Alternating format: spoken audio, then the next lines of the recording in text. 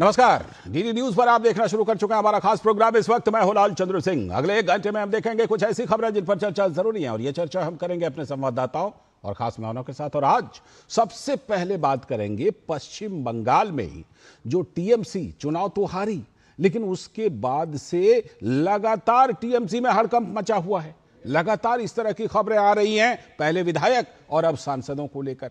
तो ममता को घर के अंदर से ही चुनौती मिल रही है। वैसे लोग जो कल तक साथ थे अब चुनौती दे रहे हैं। इस पर सबसे पहले बात करेंगे। और उसके बाद आज की खास चर्चा जो होगी, कल नई दिल्ली में विपक्षी इंडी गठबंधन की बैठक हुई थी, तो उसमें गिले शिकवे भी सुनाए गए, खरी खोटी भी सुनाई गई। उसी क्रम में सपा ने कांग्रेस को नसीहत दी है। क्यों? क्योंकि 2027 में बस कुछ ही महीने बाद उत्तर प्रदेश में चुनाव होने हैं। तो सपा क्या कांग्रेस को अपने दबाव में लेने की कोशिश कर रही है? इन सभी चीजों की पड़ताल खास चर्चा में खास मेहमानों के साथ करेंगे। और फिर बात करेंगे कि अब मध्य प्रदेश में भी कांग्रेस को क्रॉस वोटिंग का डर सता रहा है। तो वहां की रिजॉर्ट पॉलिटिक्स, तो बगल में कर्नाटक में कांग्रेस की सरकार है, वहां के रिजॉर्ट में विधायकों को भेजने की तैयारी है। इन सभी मुद्दों पर होगी बात, होंगे तमाम सवाल जवाब। लेकिन सबसे पहले इस वक्त की हेडलाइंस। एनडीए सरकार के 12 साल, 9 जून 2024 को तीसरी बार पीएम पद संभालकर नरेंद्र मोदी ने रचा था इतिहास। पीएम ने कहा, इंफ्रास्ट्रक्चर से डिजिटल क्रांति तक आज भारत ने बनाई अलग पहचान। आज जुड़ेगा देश के सीमा प्रबंधन के डिजिटल रूपांतरण में एक नया अध्याय। केंद्रीय गृह एवं सहकारिता मंत्री अमित शाह करेंगे लैंड पोर्ट मैनेजमेंट सिस्टम का शुभारंभ। आज ब्रेक थ्रू के जरिए जोजिला टनल ने रचा इतिहास। केंद्रीय मंत्री नितिन गडकरी ने कहा, जम्मू कश्मीर और लद्दाख के बीच ऑल वेदर कनेक्टिविटी होगी सुनिश्चित। पश्चिम बंगाल में टीएमसी को फिर बड़ा झटका। जबरन वसूली के मामले में टीएमसी नेता सब्यसाची गिरफ्तार। वहीं टीएमसी सांसद काकोली घोष के आरोपों के बाद फिर घेरी ममता बनर्जी। और अब मध्य प्रदेश में भी रिजॉर्ट पॉलिटिक्स। कांग्रेस के विधायक जाएंगे कर्नाटक। 18 जून को होने वाले राज्यसभा चुनाव में कांग्रेस को सता रहा है क्रॉस वोटिंग का डर।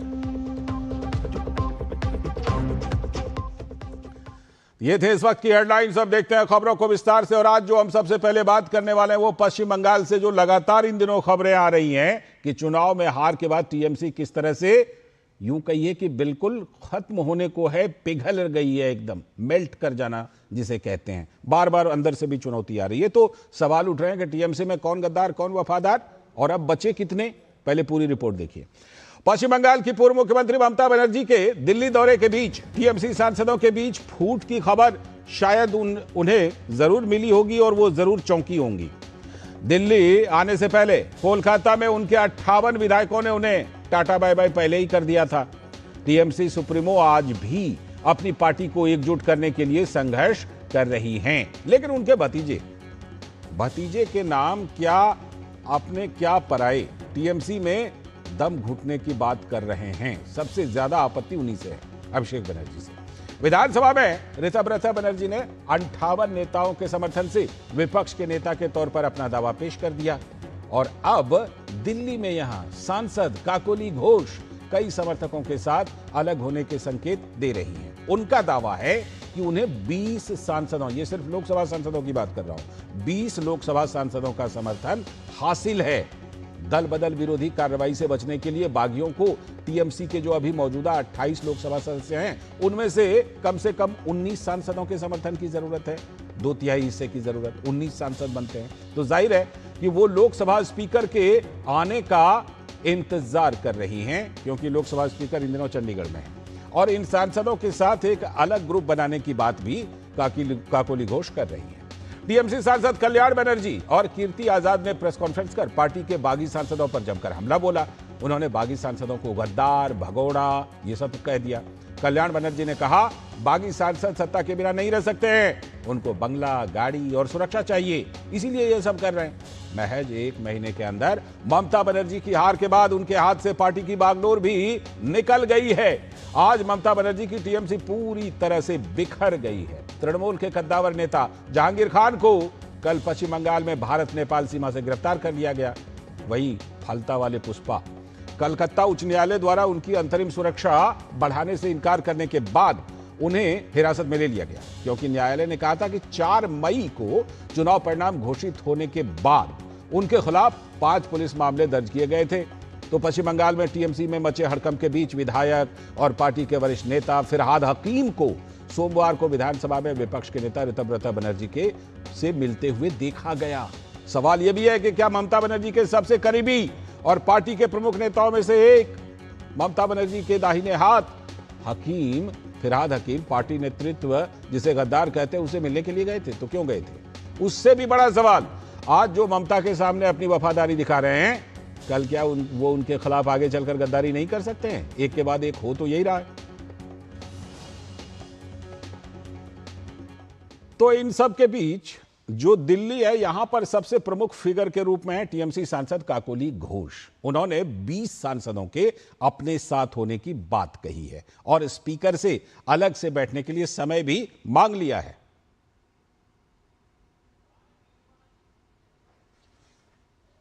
नौटंकी करने का बावजूद अगर ये लोग सीधे एनडीए में शामिल हो जाते तो अच्छा लगते, क्योंकि इतने दिनों तक, मतलब 4 मई तक बीजेपी पार्टी के खिलाफ जंग लड़ते हुए भी जब हारी इन लोगों ने, तब इन लोगों को ऐसा हुई कि अभी बीजेपी के पाले में हमें जाना चाहिए। तो ये इधर उधर घुमा के बात ना करते हुए सीधे तौर पे बीजेपी पार्टी में शामिल होना इनके लिए वाकिफ होगी, क्योंकि ये बाहर रहते हुए एक अलग गुट बनाते हुए ये जो हमारे 10th शेड्यूल जो है एंटी डिफेक्शन, इससे खुद को बचाने के लिए इस तरीके के नोटों की करने की कोई जरूरत नहीं है।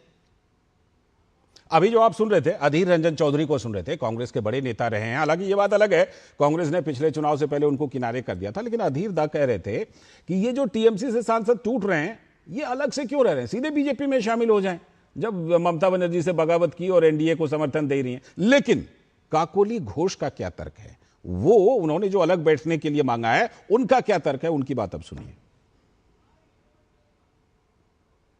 We are 20 MPs who have requested Honorable Speaker for separate seating, and we will be working in conjunction of the central and state government for development of West Bengal, and we are against the lawlessness, misgovernance and unemployment in the state of West Bengal over the past few years.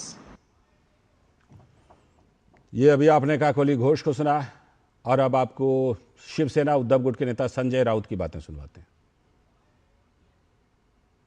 अगर किसी के बेईमानी का कीड़ा अंदर गद्दारी का घुस गया तो कुछ भी कर सकता है। हमने महाराष्ट्र में उसका अनुभव लिया है। अगर ये लोगों ने ठान लिया है कि हमको ममता जी से बेईमानी करनी, आप उनको रोक नहीं सकते। ममता जी ने करना चाहिए, सीधा एक चैलेंज करना चाहिए, जिसको रहना है रहे हमारे साथ, जिसको जाना है गेट आउट, जो हमने किया था। अब उनके पीछे भाग के क्या होगा।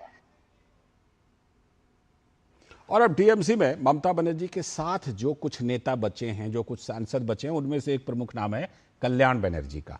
कल्याण बनर्जी क्या कुछ पूरे हालात पर कह रहे हैं, उनको सुनिए। যদি বলে না পার্টিতে থেকে ওটা করা যায় না, তাহলে আজকেও পার্টি থেকে ওটা করা যায়।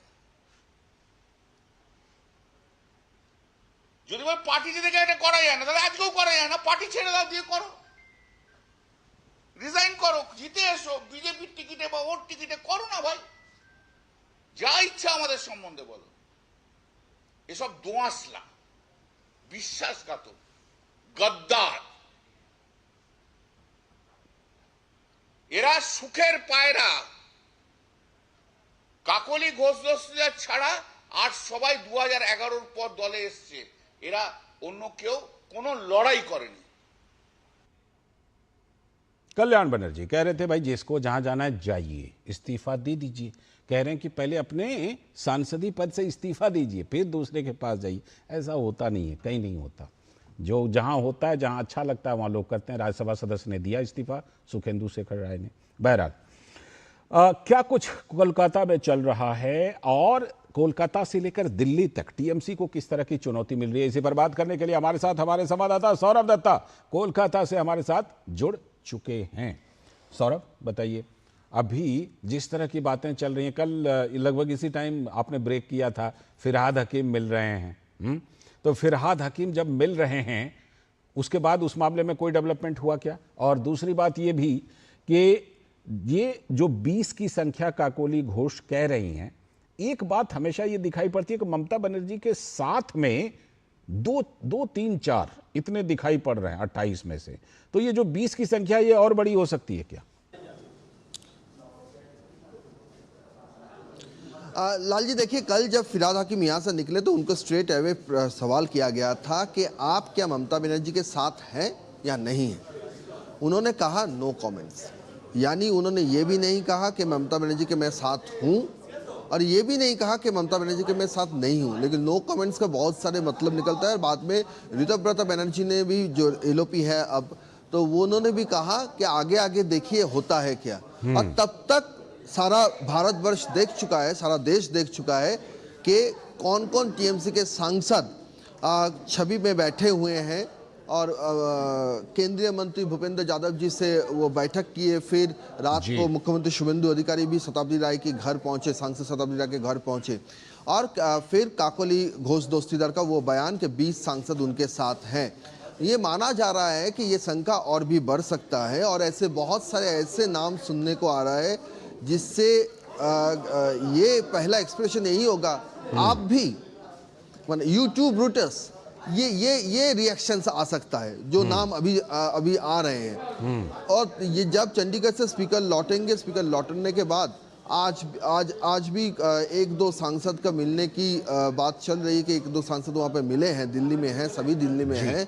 और कल का दिन काफ़ी अहम है, माना जा रहा है कल बहुत बड़ा पर्दा उठने वाला है, ऐसे बहुत सारे नाम आने वाले हैं। और जो ममता बनर्जी की जो अभी कितने ममता बनर्जी के साथ है, ये जो नाम गिनवाए जा रहे हैं, इन्हीं में से 3 नाम तो ऐसे आ रहे हैं कि जिनको हाल ही में ममता बनर्जी ने जो पार्टी का जो रिकॉन्स्ट्रक्शन किया, उसमें जो पद बांटे गए, उसमें जिन लोगों को पद दिया गया जी, वो उसके बावजूद ऐसा माना जा रहा है कि देख सकते हैं कि वो बागी बन गए, बागी सांसद बन गए।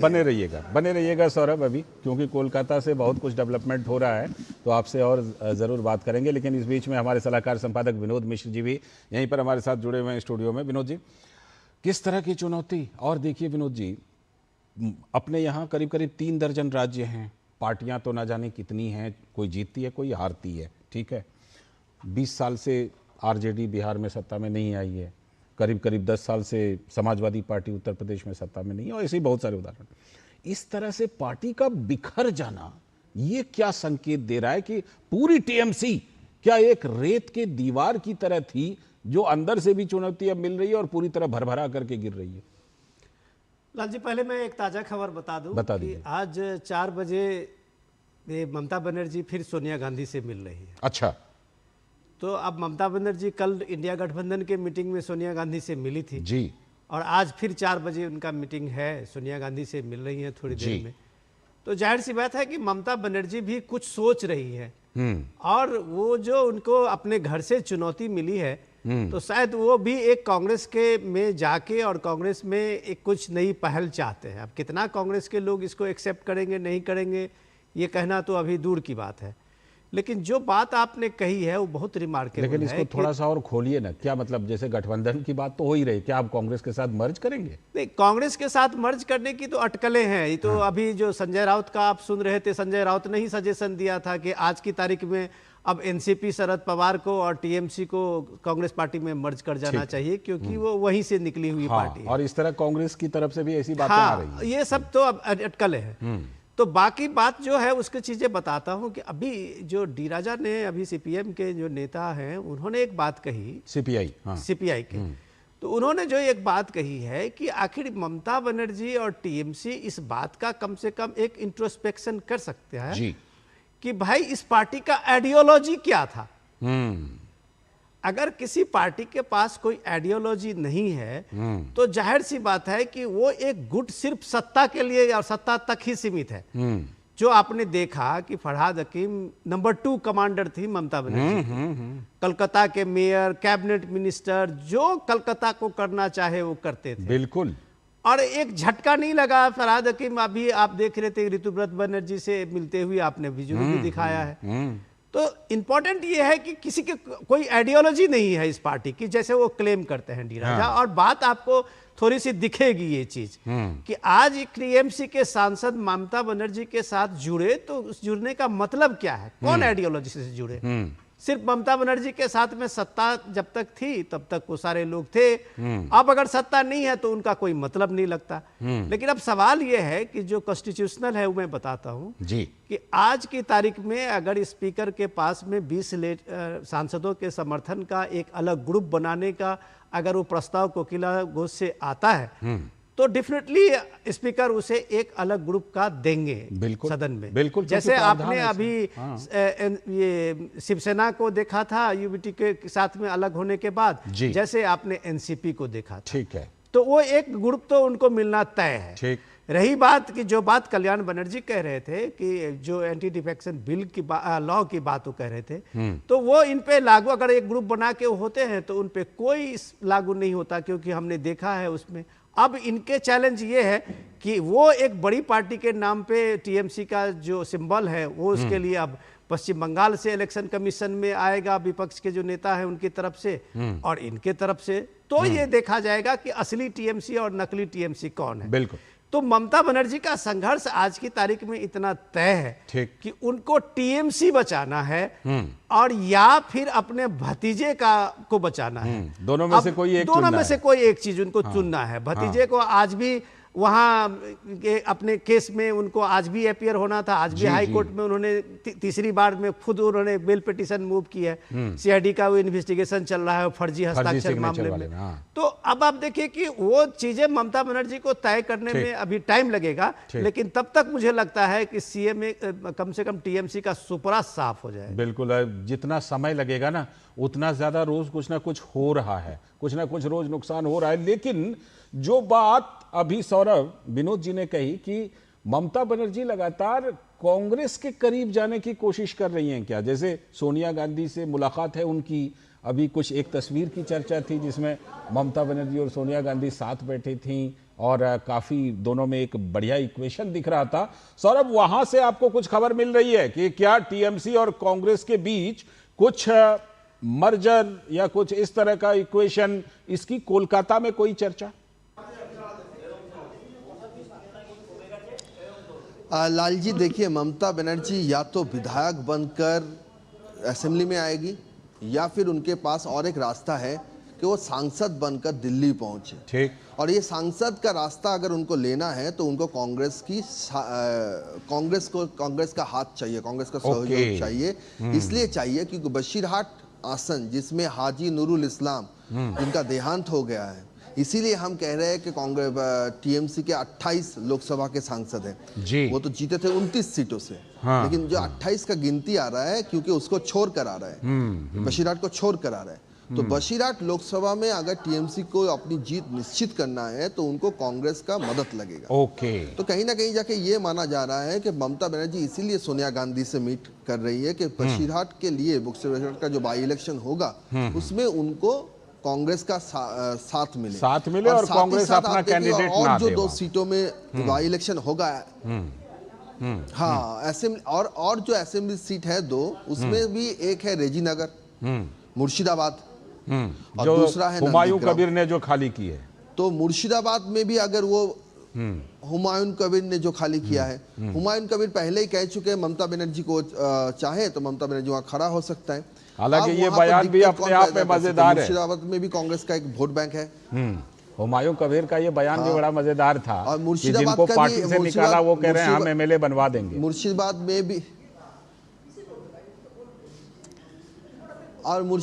में भी कांग्रेस का एक वोट बैंक है। तो कहीं ना कहीं जाके ये माना जा रहा है कि बाई इलेक्शन में ममता बनर्जी खुद या तो असेंबली, अगर लोकसभा सीट होता तो लोकसभा सीट दिल्ली में, ये दोनों पॉसिबिलिटीज में लेकर चर्चा है बंगाल की राजनीति में। आखिरकार कौन किसमें ममता बनर्जी किसको चुनेगी वो तो बाद में पता चलेगा जी। लेकिन ये भी एक पार्ट है। बिल्कुल बिल्कुल, ये एक पार्ट है। विनोद जी जरा ये बताइए, ये जो अभी तस्वीरें दिख रही है ये क्या फलता वाले पुष्पा हैं क्या, जिनकी ये फलता वाले पुष्पा हैं? हाँ। और इस पुष्पा का ये देखिए कि हालत देखिए कि पावर और सत्ता क्या होता है। हाँ। कि आज वो अपने ऑफिस में घुसे थे, वी सौरभ को देखा होगा। हाँ। कि ऑफिस में वो अपने ही टीएमसी के ऑफिस में जब उनको सीआईडी के वो टीम सब ले जा रही थी, तो लोग ये आप सोचिए कि किस तरह से उन पे जूते बरसा रहे थे, किस तरह से अपमानित कर रहे थे। मतलब इन लोगों का आतंक देखिए कि जब तक सत्ता में आप हैं जी, तभी तक आप लोगों को एक तरह से आप अपने कब्जे में रख सकते हैं। बिल्कुल। जिस दिन आपके पास पावर गया तो आपके लिए कोई सहानुभूति नहीं है। ये चीजें जो नंबर 2 डायमंड हार्बर के मॉडल बता रहे थे अभिषेक बनर्जी, वो भी अपना हश्र देख सकते हैं। बिल्कुल। कि राजनीति और डेमोक्रेसी में ये सत्ता की हनक नहीं चलती है, ठीक, पुष्पा नहीं चलता है कम से बिल्कुल। कम। जब विचारधारा नहीं होता ना तो सत्ता का सीमेंट जब तक रहता है तब तक तो आप जुड़ के रहते हैं। जो ही सत्ता का सीमेंट हटता है भरभरा जाते हैं टीएमसी की तरह। बाकी दलों को भी ये सबक लेने की जरूरत है। फिलहाल बहुत बहुत शुक्रिया सौरभ जुड़ने के लिए कोलकाता से, और विनोद जी अभी बने रहिएगा क्योंकि हम बात करने वाले हैं आज की खास चर्चा जो होगी कि कल जो विपक्षी इंडी गठबंधन की बैठक हुई थी उसमें खरी खोटी एक दूसरे को खूब सुनाई गई है, खूब नसीहत दी गई है, खूब हिसाब बराबर किया गया है। इसके बारे में विशेष चर्चा करेंगे कि सपा ने कांग्रेस को क्या सुनाया है, विशेष रूप से उत्तर प्रदेश के आने वाले विधानसभा चुनाव को लेकर क्या दबाव बनाने की कोशिश की है। अभी वक्त है एक ब्रेक का।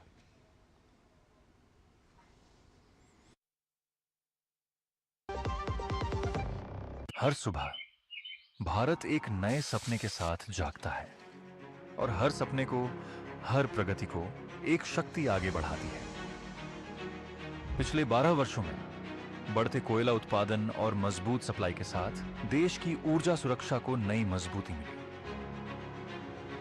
विकास को जिम्मेदारी और भविष्य से जोड़ते हुए पर्यावरण और विविधीकरण को भी नई दिशा मिली। क्योंकि प्रगति सिर्फ संरचनाओं में नहीं, लोगों के जीवन में भी नजर आनी चाहिए।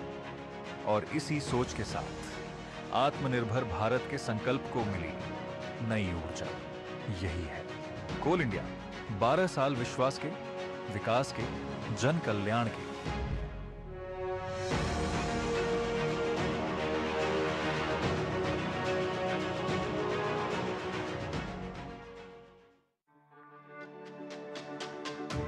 मेरी पसंद, मेरी पसंद, मेरी पसंद, मेरी पसंद, हमारी पसंद, हम सबकी पसंद। मजबूत देश का मजबूत सरिया हो गया स्टील। तैयार है, बिल्कुल तैयार है, हरदम तैयार है, बिल्कुल तैयार है, जी जाने से तैयार है, इसीलिए तो हम लहरों के पहरेदार हैं। जय भारती, जय भारती, हम हैं नौसेना, हम हैं भारत के सारथी। जय भारती, जय भारती, हम हैं नौसेना, हम हैं भारत के सारथी, सारथी, सारथी।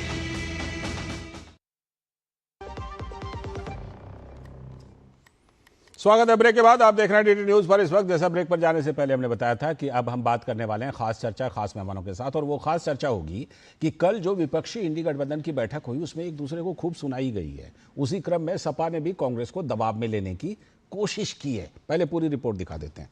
पश्चिम बंगाल में हार के बाद उत्तर प्रदेश को लेकर अब इंडी गठबंधन में बहस तेज हो गई है। 2 वर्षों के बाद इंडी गठबंधन के दलों का कॉन्स्टिट्यूशन क्लब दिल्ली में बैठक में निष्कर्ष पर चर्चा भले ही कुछ ना हुई हो, लेकिन दिल मिले ना मिले हाथ मिलाते रहिए, ये बात बिल्कुल कल की बैठक के लिए सटीक बैठती है। कांग्रेस पार्टी के आमंत्रण पर एक मजबूत विपक्ष का विकल्प देने के लिए आयोजित बैठक में सबसे ज्यादा नसीहत कांग्रेस पार्टी को ही सुननी पड़ी। मीडिया में छपी खबरों की मानिए तो इस बैठक में अखिलेश यादव ने उत्तर प्रदेश का उदाहरण देते हुए कांग्रेस को पिछले लोकसभा चुनाव में समाजवादी पार्टी की उपलब्धि की याद दिलाई। उन्होंने कहा कि सपा ने गठबंधन के तहत कांग्रेस को 17 सीटें दी थी, जिनमें कांग्रेस सिर्फ 6 सीटें जीतने में ही सफल रही। गठबंधन की सफलता केवल कांग्रेस की नहीं, अखिलेश का मानना है कि क्षेत्रीय दलों के संगठन, कार्यकर्ताओं और सामाजिक आधार की भी देन ये जीत थी।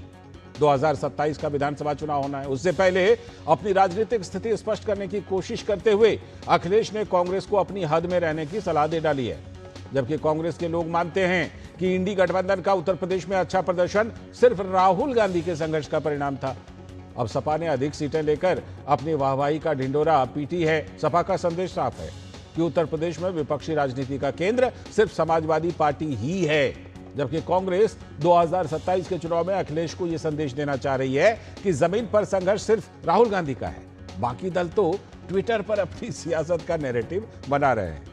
अखिलेश ने डीएमके और आम आदमी पार्टी की अनुपस्थिति का मुद्दा भी उठाया और कहा कि विपक्षी दलों को साथ बनाए रखने की जिम्मेदारी कांग्रेस को निभानी होगी। उन्होंने यह भी संकेत दिया कि सबसे बड़ी राष्ट्रीय पार्टी होने के नाते कांग्रेस को अधिक उदार और समन्वयकारी भूमिका अपनानी चाहिए। उधर योगी आदित्यनाथ ये बात जानते हैं कि अखिलेश अपनी महत्वाकांक्षा में कांग्रेस को मुख्यधारा में आने नहीं देंगे। योगी आदित्यनाथ कानून व्यवस्था के सवाल के साथ उत्तर प्रदेश की पहचान को अपना सबसे बड़ा चुनावी मुद्दा बना रहे हैं। पश्चिम बंगाल के चुनाव में बिखरे विपक्ष का हश्र उन्होंने देखा है। तो आज अयोध्या में जगतगुरु रामभद्राचार्य की कथा के दौरान अपने संबोधन में योगी आदित्यनाथ ने बड़ा बयान दिया। सीएम ने कहा, जिसका डीएनए भारत का है उसके आदर्श श्री राम हैं। उन्होंने कहा, श्री राम जन्मभूमि आंदोलन के दौरान संतों ने इसे जन्म मरण का प्रश्न बनाया था। उन्होंने कहा, यह किसी को श्रेय दिलाने के लिए नहीं, बल्कि इसलिए था क्योंकि भारत के इतिहास और संस्कृति में भगवान श्री राम ऐसे आदर्श हैं जिनके मार्ग पर चलकर हर समस्या का समाधान खोजा जा सकता है। ऐसे में अगर अखिलेश मंदिर के चढ़ावे को लेकर सिर्फ सवाल पूछेंगे तो यह मानना पड़ेगा कि सपा के पास अभी कोई ठोस मुद्दा है नहीं और सपा इधर उधर मुद्दों की तलाश में भटक रही है। तो उत्तर प्रदेश के मुख्यमंत्री योगी आदित्यनाथ ने जो हमला बोला, उन्होंने कहा कि कोई भी ऐसा भारतीय है नहीं जिसके अंदर भारत का डीएनए है और वह श्री राम को अपने जीवन का आदर्श ना मानता हो। ऐसे कुछ चुनिंदे नामों को छोड़ दें तो कोई भी ऐसा भारतीय नहीं जिसके अंदर भारत का डीएनए है। वह किसी न किसी रूप में प्रभु श्री राम के आदर्श को अपने जीवन का हिस्सा न बनाया हो। कोई ऐसा भारतीय आपको नहीं मिलेगा। और जिस तरह से इंडी गठबंधन में बातें सुनने को आ रही हैं, तो उसको लेकर एनडीए के बाकी नेता भी हमलावर हैं। केंद्रीय मंत्री चिराग पासवान ने इंडी गठबंधन के अस्तित्व पर ही सवाल खड़ा किया। उन्होंने कहा, कहां टिका है यह गठबंधन? चुनाव आते ही धाराशाही हो जाता है इंडी गठबंधन। ये गठबंधन देखिए आज का नहीं, कब से हम लोग देख रहे हैं। 14 से कितने चुनाव हुए, लोकसभा, विधानसभा, अलग अलग राज्यों में। कहां टिका है ये गठबंधन? चुनाव आते ही तो धराशायी हो जाता है ये गठबंधन। तो इस गठबंधन के कोई मायने नहीं है। एक दूसरे का दर्द बांटने के लिए आज सब इकट्ठे जरूर हुए, एक दूसरे के आंसू पोंछने के लिए इकट्ठे जरूर हुए, क्योंकि सब भीतर से तो ये जानता ही है ना कि उनका जनाधार खिसकता जा रहा है, समाप्त होता जा रहा है। वहीं भाजपा के प्रवक्ता और सांसद संबित पात्रा ने नेता प्रतिपक्ष राहुल गांधी को सीधे आड़े हाथों लिया। उन्होंने कहा कि जहां है राहुल वहां नहीं होगा किसी का मंगल। ममता बनर्जी का ही हाल देख लीजिए। जहां है राहुल वहां नहीं होगा किसी का मंगल। जहां जहां राहुल जी ने स्पर्श किया है, 2 अच्छे लड़के बने थे ना, क्या हुआ उनका याद करिए। साइकिल पे चढ़ के चले थे, क्या हुआ उनका। और अब ममता जी का क्या हाल हुआ है देखिए। तो अखिलेश जी भी बहुत तकलीफ में आज बैठे हुए थे। वो सोच रहे थे मेरा भी हज से कुछ महीनों बाद ऐसा ही होना है। वो शायद तीसरी या चौथी मीटिंग में पता चलेगा। तो इंडी गठबंधन में जो भी अंतर विरोध चल रहा है उसके लिए कांग्रेस जो है वो पूरी जिम्मेदारी उल्टा बीजेपी पर डाल रही है। कांग्रेस के नेता इमरान मसूद ने लोकतंत्र को खत्म करने की साजिश का आरोप लगाया। उन्होंने कहा कि ना कोई सवाल पूछने वाला और न ही कोई लड़ने वाला है। लोकतंत्र को समाप्त करने की साजिशें की जा रही हैं। भारतीय जनता पार्टी चाहती है कि देश के अंदर उसका केवल एक छत्र राज हो, ना कोई सवाल पूछने वाला हो और ना कोई लड़ने वाला हो।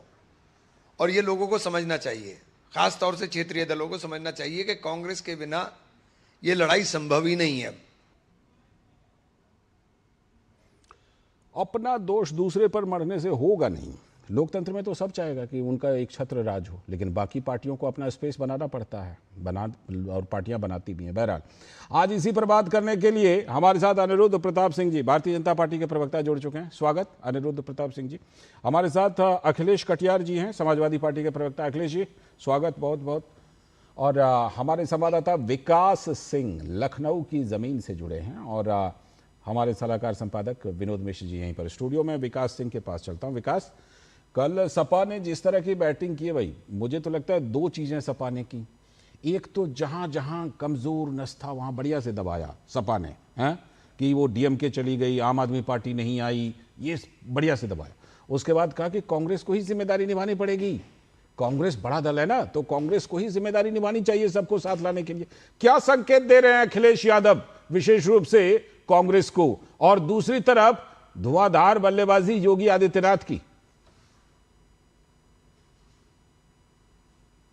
यादव ये कांग्रेस को ये समझाना चाहते हैं कि उत्तर प्रदेश में आप अपनी जो मांग रखिएगा, जरा देख के रखिएगा, आपकी जो यहाँ पर हश्र हुआ था उसके अंदाज से ही आप डिमांड रखिएगा, क्योंकि उत्तर प्रदेश में कांग्रेस चाहती है कि एक बार फिर से उसको खोई जमीन उसकी मिल सके। यहाँ पर उसके भी झंडे दिखाई पड़े प्रदेश के कई जनपदों में। लेकिन जब हमने देखा कि लोकसभा चुनाव में तो वो 6 सीटें जीती थी, 17 पे लड़ी थी इससे पहले, लेकिन विधानसभा की अगर हम बात करें 2022 की, तो मात्र 2 सीटें जीती है। रायबरेली और अमेठी जो इनका गढ़ कहा जाता है, वहां पर 1 सीट नहीं जीत पाती। आप समाजवादी पार्टी अपनी जीती हुई सीटों पर क्या रायबरेली अमेठी में समझौता करेंगी? क्या ये कांग्रेस को दे देंगी?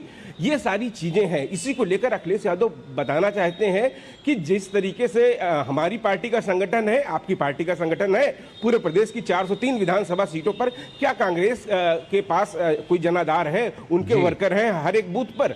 ये सारी चीजें अखिलेश यादव बता देना चाहते हैं। और साथ साथ जो राहुल गांधी की जो आक्रामक जो रणनीति है, जो उनके बोल हैं, इसी के तहत हम देखे हैं कि उनके खिलाफ न जाने कितने मुकदमे भी दर्ज किए गए हैं देश भर में। अखिलेश यादव इन सब चीजों से परे उनको समझाना चाहते हैं। विधानसभा चुनाव बिहार में हमने देखा था कि बीच चुनाव में राहुल गांधी छोड़ के चले गए थे। तो इन सब चीजों पे लेकर अखिलेश यादव चाहते हैं कि वो जो चाह रहे हैं बस उनको सपोर्ट मिले। खाली उनको लिए इतना जरूरी है क्योंकि सत्ता के विरोध में जो वोट पड़ता है वो पार्टियों में बिखर न जाए, इसलिए कांग्रेस उनके लिए अब मजबूरी बन गई है, साथ भी लेके चलना है। दोबारा आता हूं।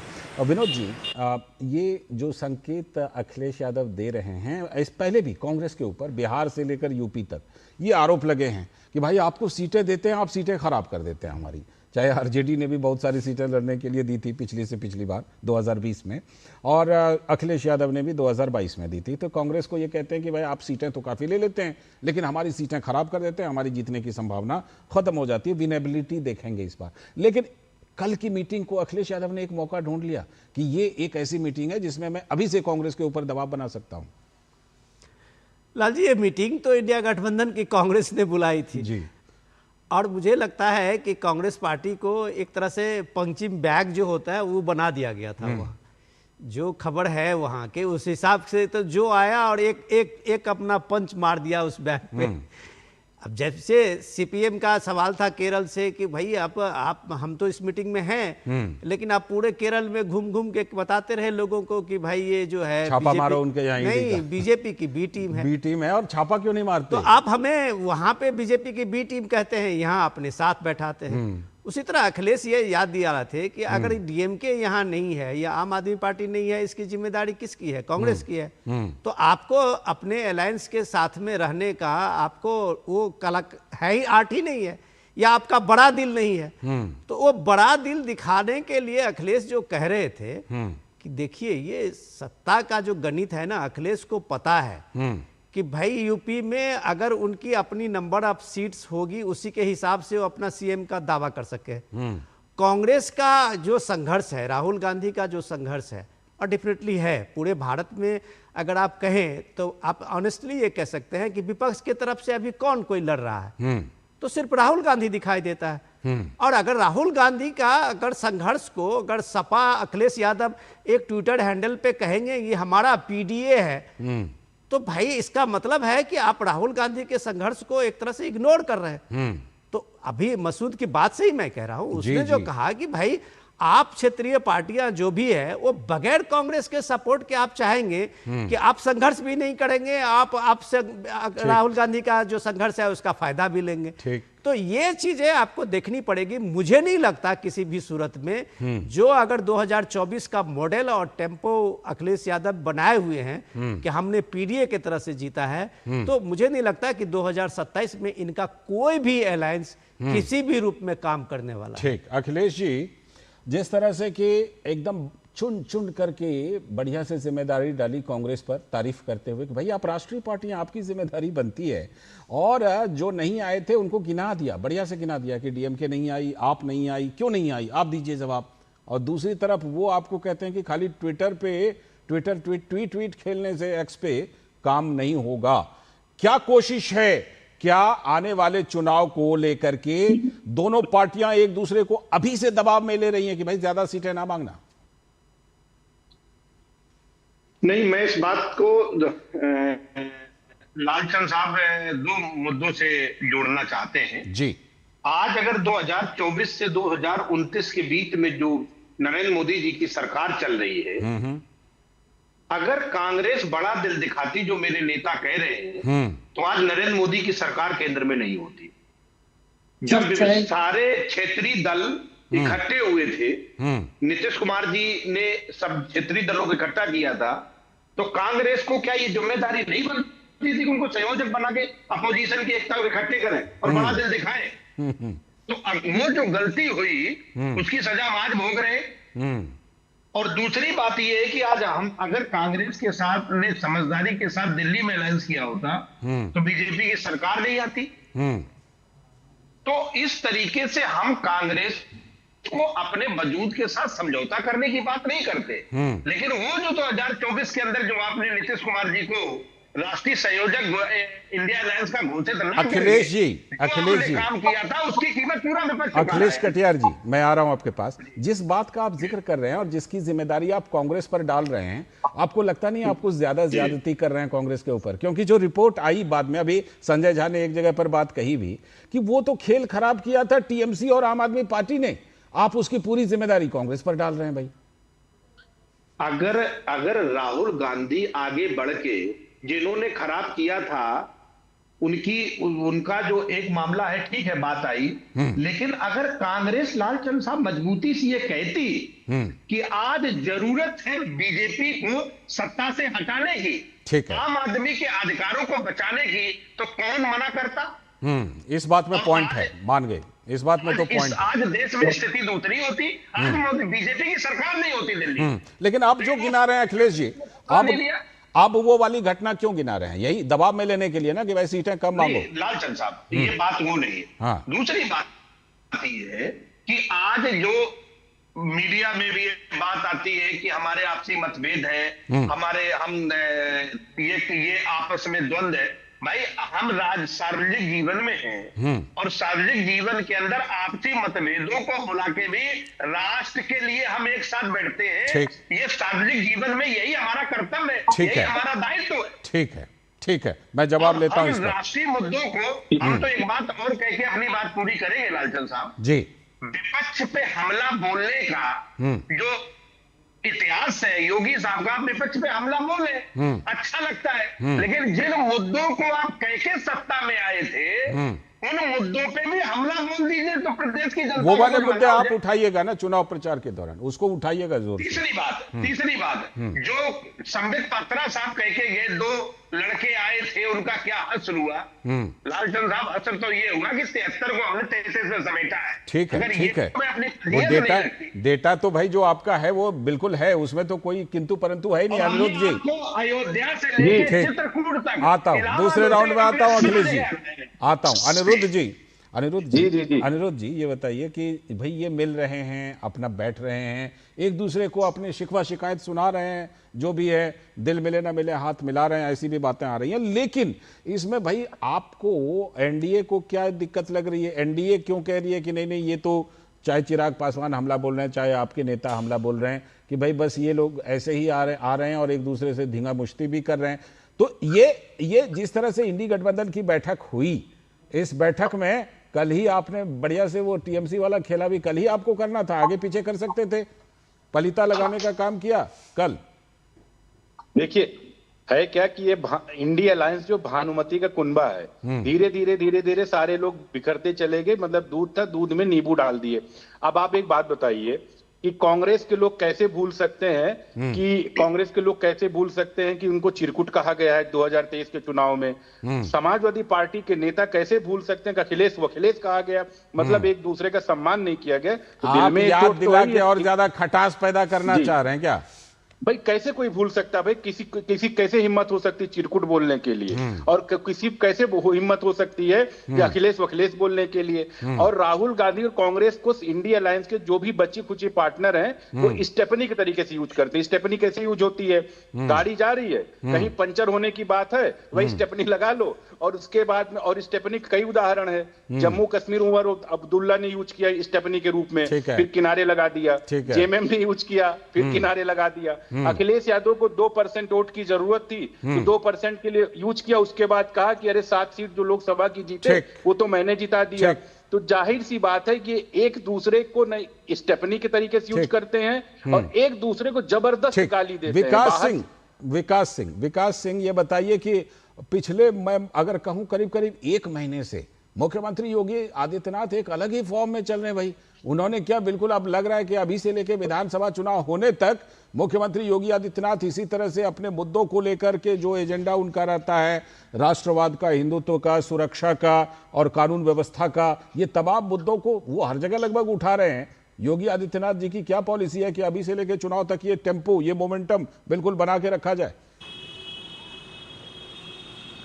जी बिल्कुल, योगी आदित्यनाथ एकदम क्लियर है, उनके पास रिजल्ट है, उन्हीं रिजल्ट के आधार पे लगातार उनकी डिलीवरी हो रही है। डबल इंजन की सरकार है उनके पास, जो भी योजनाएं होती हैं केंद्र की, राज्य सरकार उनको अमली जामा पहनाती है, और पूरे देश में कई योजनाओं में उत्तर प्रदेश नंबर 1 है। और इस नंबर 1 होने का कारण सबसे बड़ी बात है कानून व्यवस्था। कानून व्यवस्था के मोर्चे पर योगी आदित्यनाथ कोई समझौता नहीं करना चाहते हैं, यही इस सरकार की सबसे बड़ी यूएसपी है। अखिलेश जी असहमत है, इसीलिए हंस रहे हैं अखिलेश जी।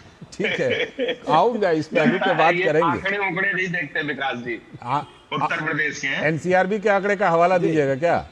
मैं समझ रहा था, मैं आ रहा हूँ उस पर, आ रहा हूँ। पहले विकास को बात पूरी करने दें। विकास बात पूरी करे। विकास, हाँ देखिए चाहे सबसे बड़ी बात है कि उत्तर प्रदेश में जो इन्वेस्टर समिट होती है, यहाँ पर जो MOU साइन होते हैं, ये सारी चीजें आधार बताती हैं कि कोई भी इन्वेस्टर जो पैसा लेके आता है आपके प्रदेश में, उसको चाहिए सुरक्षा का माहौल, उसको चाहिए इंफ्रास्ट्रक्चर, उसको चाहिए सड़क, उसको चाहिए बिजली। ये चीजें अगर दी जाएंगी तभी वो आपके यहाँ आएगा, व्यवसाय लगाएगा और उससे रोजगार होगा, प्रदेश का विकास होगा। तो योगी आदित्यनाथ पूरी तरीके से उसी पर फोकस कर रहे हैं। विनोद जी, हमारी बहस थोड़ी सी उत्तर प्रदेश सेंट्रिक हो रही है और स्वाभाविक भी है, क्योंकि वहीं चुनाव होना है और सपा और कांग्रेस का इक्वेशन भी वहीं सबसे ज्यादा है। लेकिन ये जो सपा की कोशिश है, और ये मतलब आरजेडी से लेकर सपा तक ने ये आरोप लगाए हैं कि भाई आप सीटें खराब कर देते हैं, अब कांग्रेस सीटें खराब कर देती है, हमारी संभावनाओं को खराब कर देती है। दूसरी तरफ कांग्रेस भी जिस तरह से थोड़ा बड़ा ऊंचा ही खेल रही है, क्या कांग्रेस के नेता यहां तक बयान दे रहे हैं कि सभी क्षेत्रीय पार्टियां हमारे में आके विलय कर दें? कुछ ज्यादा ही ऊंचा फेंक रही है क्या? मैं लाल जी सुन रहा था, कटियार साहब बहुत उम्दा अपने लिए तर्क रख रहे थे, जी, काफी अच्छा बोल रहे थे। तो मैं बस कटियार साहब सिर्फ एक याद दिलाता हूं आपको कि इंडिया गठबंधन का 2024 के बाद अगर आप देख लीजिए कि गठबंधन के जो सारे टॉप लीडर्स थे और सारे जो सबसे बड़ी पार्टियां थी, सब चुनाव हार गए एक के एक बात 2024 तक। तो इसका मतलब है सीधे सीधे कि आपका ये गठबंधन जो है वो कंपल्सन से गठबंधन है, कन्विक्शन का गठबंधन नहीं है। आप सपा जिस तरह से आप अखिलेश जी बात कर रहे थे, बुरा नहीं मानिएगा, आपको कांग्रेस के लिए कोई अंदर में दिल में कोई जगह नहीं है। आपकी मजबूरी है कि कांग्रेस पार्टी आपके मुस्लिम वोट शेयर से आपके वोट को वहां आपके लिए टेंशन बढ़ा देगा, डैमेज ना कर दे, आपको डैमेज ना कर दे, जिसको क्लेम करके आप अपना एक इक्वेशन बनाते हैं। तो सवाल है कि आपका कंपल्सन है, आप कन्विक्शन से कांग्रेस को प्यार नहीं करते हैं, क्योंकि कांग्रेस की ही जमीन पे आप पैदा हुए हैं। तो इंपॉर्टेंट चीज ये बात है कि कांग्रेस पार्टी को ये पता है कि आप दोनों आदमी जो सत्ता में मौके की तलाश दिख रहे हैं, कांग्रेस पार्टी को जिस दिन मौका लगेगा सपा के आपके कैंडिडेट जो सबसे बड़े कैंडिडेट है उसके अगेंस्ट में कैंडिडेट खड़ा कर देगा। तमिलनाडु में क्या किया? तमिलनाडु में क्या किया? उसको तो 5 सीटें मिली, अब मंत्री है, चले गए वो। तो ये सब चीजें राजनीति में इतने आदर्श नहीं चलता कटियार साहब। सिंपल सी बात है, आपका क्या मुद्दा है ये आज तक कोई भी आदमी, अगर आप उत्तर प्रदेश में चले जाइए तो उसको जमीन पे ये चीज नहीं लगेगा कि ये सपा का ये मुद्दा है, योगी आदित्यनाथ का जो इतना कमाल का अपना एक औरा बना हुआ है उसके काट में आपके पास कुछ है। आज की बहस में दरअसल कांग्रेस के प्रवक्ता है नहीं तो अखिलेश जी की बातों का भी मैं इसलिए कांग्रेस की तरफ से बोल रहा हूं। मैं वही कह रहा हूं कि जवाब देते। लेकिन अखिलेश जी, क्या किसी तरह का डर सता रहा? एक वो लाइन है ना, भय बिनु हो ही न प्रीति। क्या कांग्रेस से प्रीति का कारण भय ही है क्या, जो जिस भय को विनोद जी गिना रहे थे कि भाई कहीं डैमेज ना कर दे? नहीं, विनोद जी ने की बातें बड़ी लच्छेदार है, हाँ, लेकिन हम राजनीति करते हैं विनोद जी। हाँ, हमारा दिल किससे है, इससे ज्यादा दिल मिले ना मिले हाथ मिलाते रहिए। बिल्कुल जी, समझिए विनोद जी, हम राजनीतिक जनता के मुद्दे कहां पे खड़े होने से जनता के हित कहां सुरक्षित है, ये ज्यादा देखूं या दिल ज्यादा देखूं, ये भी आप बता दो। गुड, ये भी सवाल है ना। राजनीतिक प्रतिबद्धता, संविधान उत्तर प्रदेश की जनता में हाहाकार मचा है, बीजेपी जिन मुद्दों पे आई सारे मुद्दे पे औंधे मोड़ गिरी है, और आप कह रहे हो कि दिल लगाओ जाके। भाई दिल नहीं लगाना है, उत्तर प्रदेश की जनता के लिए जो जरूरी है वो मुद्दे खड़े करने हैं। इसके बावजूद योगी जी का प्रचंड है हाहाकार पूरे राज्य में है, रोजगार है नहीं, किसान है नहीं, परीक्षाएं तुमसे होती नहीं। अनिरुद्ध जी का काउंटर, अनिरुद्ध जी का काउंटर, अनिरुद्ध जी, बड़ा कद योगी जी का है। अनिरुद्ध जी, क्या उत्तर प्रदेश उत्तर प्रदेश में विकास के मुद्दे पर, उत्तर प्रदेश में विकास और सुरक्षा की जो बातें, जिन चीजों पर अखिलेश जी सवाल उठा रहे हैं, अनिरुद्ध जी, उसी पर चुनाव लड़ेंगे ना? एक बात कह के खत्म करता हूं अपनी बात जी। नहीं खत्म मत करिए, खत्म आपको जनता ने कर दिया है, अब आप कभी वापस नहीं आएंगे। ठीक है, एमओयू साइन होते हैं, लालचंद जी मैं आ रहा हूं, अनिरुद्ध जी आ रहा हूं। खत्म कर दिया है। ठीक, अनिरुद्ध जी दीजिए जवाब। ठीक, अनिरुद्ध जी जवाब। देखिए, समाजवादी पार्टी में जब उत्तर प्रदेश में यशस्वी योगी जी के मुख्यमंत्री बनने के बाद में गाजियाबाद से लेके गाजीपुर का लॉ एंड ऑर्डर देखिए, डेवलपमेंट देखिए, पर कैपिटा इनकम देखिए, एक्सप्रेस वे देखिए, वहां पे हर चीज आपको नई से नई चीजें डेवलपमेंट वहां पे मिलती जा रही है। दिक्कत क्या है कि समाजवादी पार्टी की हालत जानते कैसे है? एक मूवी आई थी वीकली माला माल, वीकली माला माल में क्या था कि राजपाल यादव साइकिल लेके भाग रहे थे, तब तक राहुल गांधी ने सीट उखाड़ ली राजपाल यादव की। तो आप सोचिए क्या हालत हुई। पिछले के सीन में यही हुआ था अखिलेश यादव के साथ, और इसमें में भी यही होना है, क्योंकि ये लोग बिल्कुल सही योगी जी ने कहा कि राम विरोधी लोग हैं, ये लोग राम का विरोध करते हैं, और राम का विरोध करते करते टीएमसी की क्या हालत हो गई, वही हालत अखिलेश यादव की भी होने वाली है। ये समझना चाहिए। ये तो राम के चंदा के बारे में पूछेंगे, राम जन्मभूमि के, लेकिन उसी अयोध्या में रौनाही में बाबरी मस्जिद, दूसरा एक मस्जिद बन रही जो कोर्ट ने जमीन दिया था, उसमें यही लोग चंदा उठा उठा के दे रहे हैं, लेकिन राम मंदिर के लिए फूटी कौड़ी नहीं दे पाए अखिलेश यादव जी। अखिलेश यादव जी का तो बयान है, चढ़ावे पर तो सवाल पूछ रहे हैं, आती जहां बकरे कटते वहां खुशबू आती। तो राम विरोधियों का क्या हाल है, टीएमसी ने से पूछ लीजिए, आप पश्चिम बंगाल में पूछिए। ठीक है। जिस तरह से नतीजे आ रहे हैं, जाहिर सी बात है कि डर फैक्टर एक फैक्टर और है अखिलेश जी, कि भाई जिस तरह विनोद जी ने कहा कि बड़े बड़े इंडी गठबंधन के बड़े बड़े नेता जिनके बड़े बड़े कद हुआ करते थे, उनको जनता ने चुनाव में हराया है, उनके कद घटे हैं। ये भी डर कहीं ना कहीं हो सकता है, ये भी कहीं ना कहीं डर हो सकता है कि क्या अब अगली बारी जो है उत्तर प्रदेश की है, ज्ञानेश कुमार ने हराया है या जनता ने हराया है? अरे भाई, जनता ने आपको हराया है। चलिए देखेंगे कि ये डर जो है ये क्या रंग दिखाता है। बहुत बहुत शुक्रिया अनिरुद्ध जी, अखिलेश जी, विकास आपका भी और विनोद जी आपका भी शुक्रिया। ये डर की बात हो रही थी ना कि क्या डर है सपा के मन में, और उत्तर प्रदेश में एक और डर है जो बहुत कुछ करवा रहा है। वो डर क्या है? वो क्रॉस वोटिंग का डर है मध्य प्रदेश में राज्यसभा के चुनाव के लिए। इस पर करेंगे बात छोटे से ब्रेक के बाद।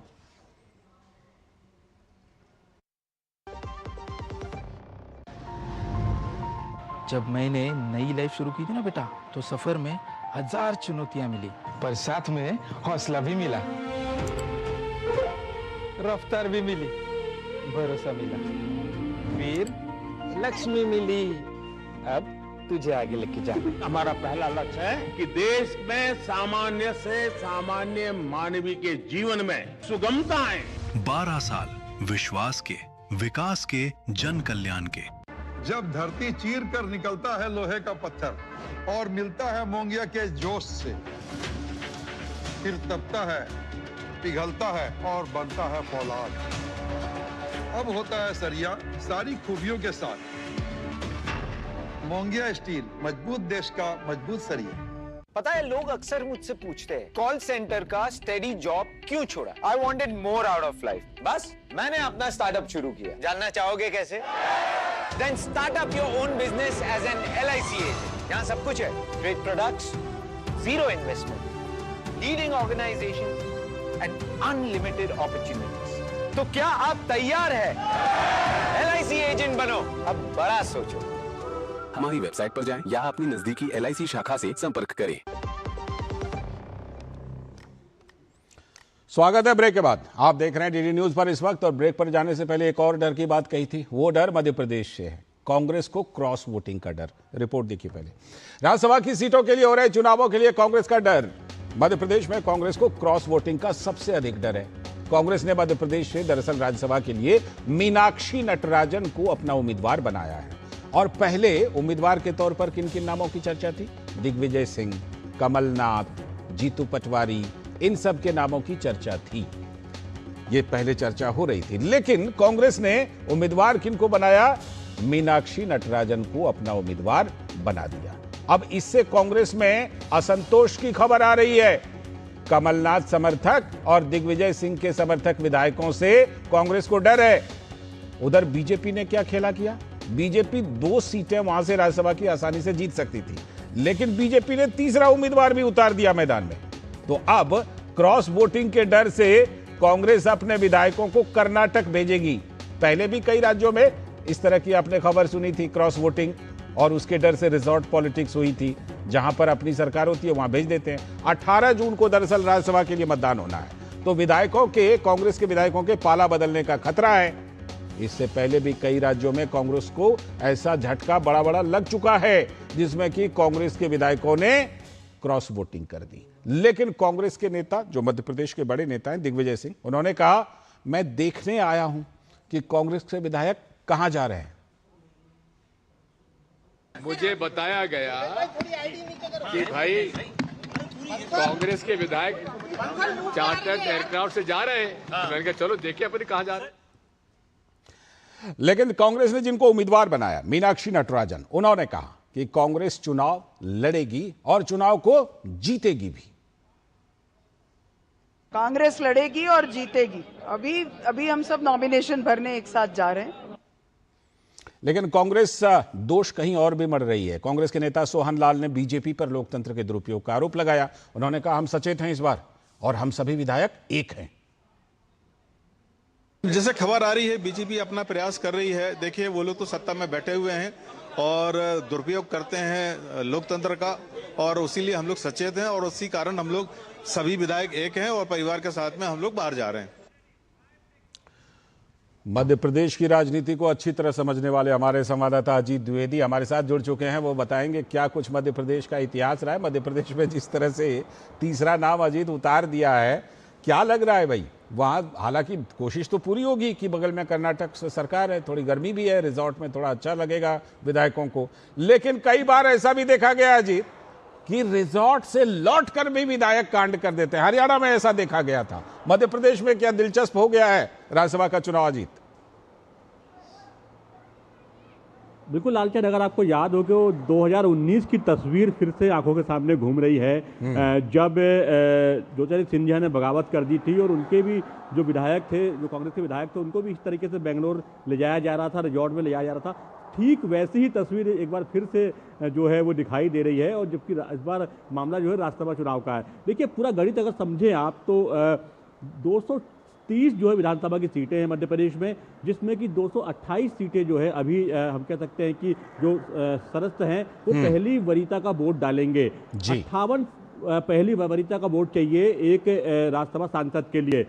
कांग्रेस के पास जो है 64 विधायक थे, जिसमें कि 2 विधायक जो है उनके, एक जो राजेंद्र भारती जो दतिया के विधायक थे उनको अयोग्य करार घोषित कर दिया गया है। दूसरे जो मुकेश मल्होत्रा है विजयपुर के, वो कानूनी पेच के कारण वोट नहीं दे पाएंगे। तो 58 सिर्फ 62 विधायक जो है वो वोट दे पाएंगे। तो 3-4 वोट का सिर्फ अंतर है 58 से लेकर 62 के बीच में। तो बीजेपी ने जो ये बीजेपी ने जो अजीत तीसरा उम्मीदवार उतारा है, बीजेपी को कितने विधायकों के वोट की जरूरत पड़ेगी और क्या लग रहा है बीजेपी इसके जुगाड़ में लगी हुई है क्या? देखिए 10 विधायक के वोट की जरूरत पड़ेगी, बीजेपी को मात्र 10 विधायकों के वोट की जरूरत पड़ेगी। और जिस तरीके से असंतोष दिखाई दे रहा है कांग्रेस में, लगातार गुटबाजी दिखाई दे रही है मध्य प्रदेश कांग्रेस में, क्योंकि कयास लगाए जा रहे थे कि राज्यसभा की जो सीट है वो कमलनाथ या पूर्व मुख्यमंत्री दिग्विजय सिंह या किसी अन्य बड़े नेता को मिलेगी। जीतू पटवारी खुद उम्मीद कर रहे थे, जो कि वो खुद अपना विधानसभा चुनाव जो है वो राऊ विधानसभा सीट से हार चुके हैं। प्रदेश अध्यक्ष इस समय है। मीनाक्षी नटराजन को उम्मीदवार बनाने से क्या एतराज है, क्यों असंतोष है?